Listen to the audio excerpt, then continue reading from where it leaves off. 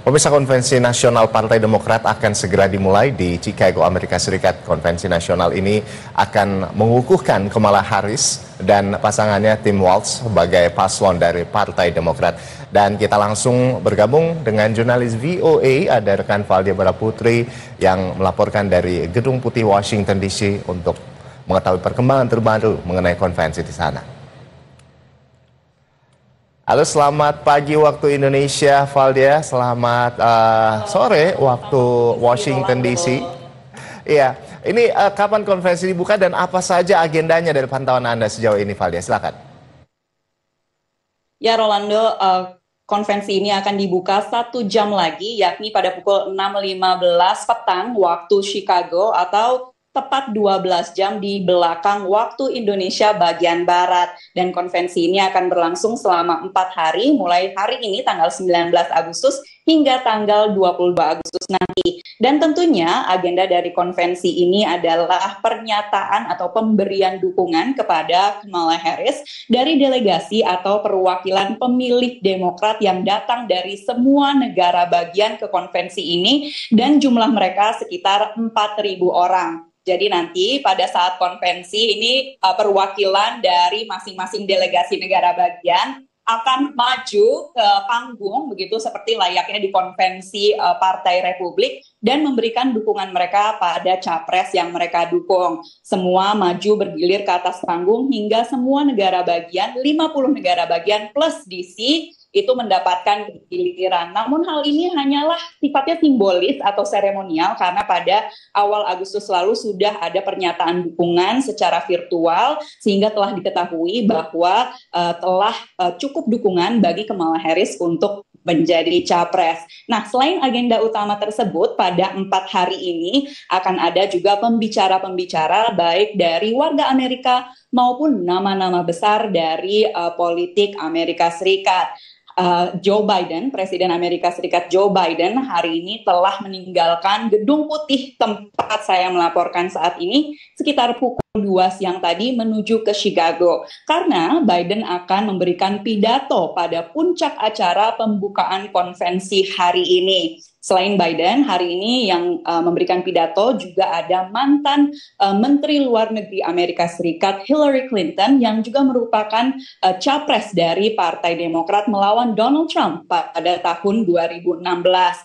Untuk esok hari akan ada mantan Presiden AS Barack Obama serta mantan Ibu Negara Michelle Obama. Sementara pada hari Rabu, cawapres pasangan Kamala Harris akan memberikan pidatonya. Selain itu, mantan Presiden AS Bill Clinton juga ada dalam list pembicara. Nah, hal ini menjadi kontras begitu dengan konvensi Partai Republik, karena pada konvensi Partai Republik ini tidak ada mantan-mantan Presiden Amerika Serikat dari Partai Republik yang memberikan pidato. Sementara itu, Kamala Harris sendiri akan memberikan pidatonya pada puncak acara di hari keempat setelah ia diresmikan sebagai capres dari Partai Demokrat. Rolando.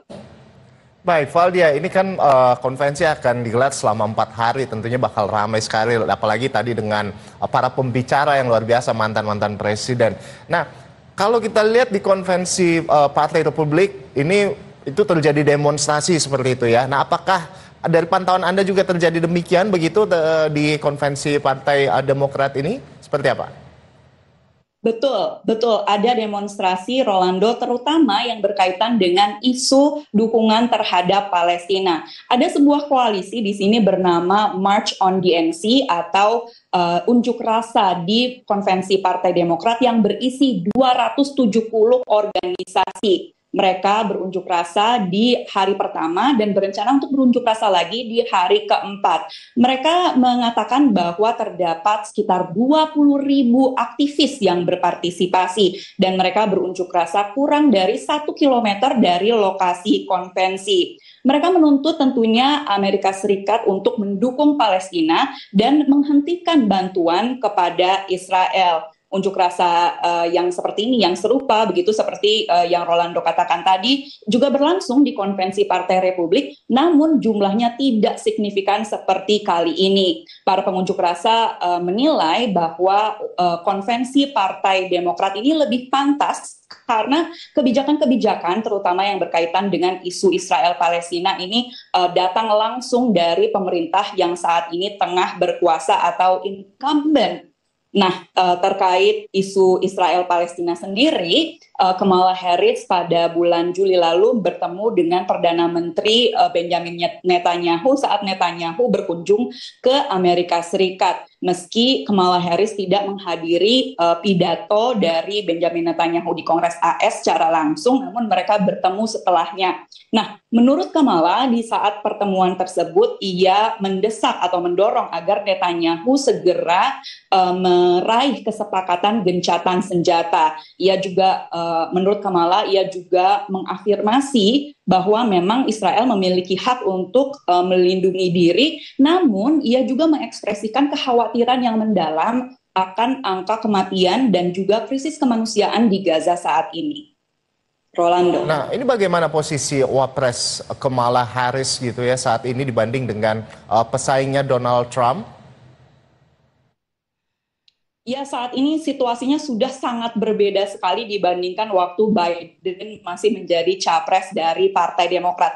Berdasarkan polling hari ini, Kamala Harris unggul dari Trump dengan angka 46,6%, sementara Trump pada angka 43,8%. Ini adalah polling terbaru dari 538 pada tanggal 19 Agustus hari ini waktu Amerika Serikat. Nah, namun ini adalah polling berdasarkan suara populer, Rolando dan pemirsa. Ini adalah sistem pemilu suara proporsional seperti di Indonesia misalnya. Nah, kalau di Amerika ini sistem pemilunya ini sistem electoral college, di mana negara-negara bagian itu memiliki poin yang berbeda-beda. Jadi pemenang dari pemilu di Amerika Serikat itu dihitung dari berapa poin dari negara-negara bagian yang mereka menangkan. Jadi berbeda dengan Indonesia yang memiliki sistem suara populer. Jadi siapa yang paling banyak suaranya itu yang menang begitu. Kalau di Amerika Serikat tidak seperti itu. Nah, berdasarkan sistem electoral college sendiri,